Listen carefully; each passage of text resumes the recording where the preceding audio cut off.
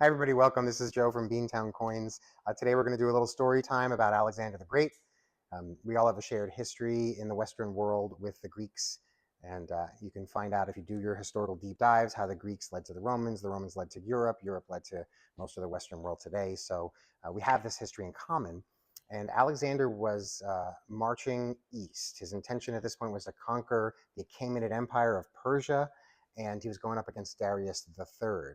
After a particularly long day, he either was just exhausted from the heat of the battle and got sick, or he plunged himself into the Cydnus River, which is today the Burden River in Mersin province, Turkey. And he got very, very ill. Now, our source for this story is Aristobulus of Cassandria, but his work didn't survive. So we only know this story through two other later historians, Arrian and Strabo. And in one version, he was just kind of heat exhaustion and fell sick. And the other version, he got in the river and the river made him sick. But at this point, Alexander's now very ill. He's got insomnia, he's got fevers, convulsions. Everyone assumes he's going to die at this point. And his doctor is Philip the Acarnanian, very successful, famous doctor. He's been Alexander's personal doctor for a little while. And his doctor, Philip, is preparing a drink that he thinks will make a difference, purge him, a purgatory, right? To purge him of whatever poisons and ills that he has gotten in his body, his humors.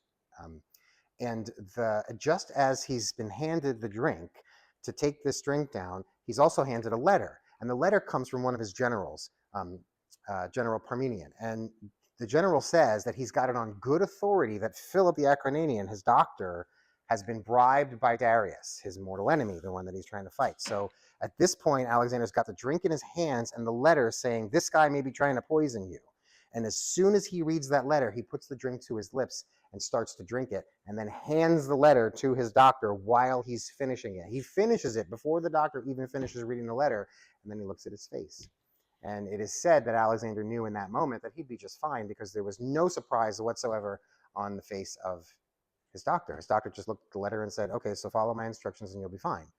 And the big deal about that was that in handling that moment, the way that Alexander the Great did, he demonstrated to everybody that he was loyal, that he trusted the people who risked their lives for him every day, and that he wouldn't throw that trust aside through, a simple accusation like that. He also demonstrated profound courage because if he had been wrong, he'd be dead, and he was not scared to die. So by just taking that drink and handing it to his doctor, handing the note to his doctor, he showed the world that he could be trusted, that his people could trust him because he wouldn't turn on them, and that he was a courageous man who wasn't scared to die.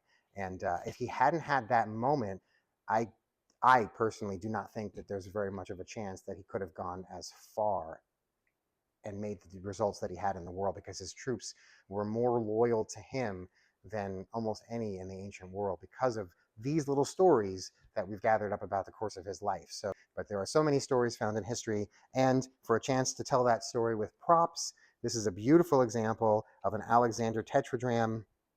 This is a posthumous issue after he died from the Perge mint, P-E-R-G-E mint. And this is, for a little bit smaller take on it, an Alexander dram. So, but you can find them and other coins like them, as well as history lessons, any day at Beantown Coins.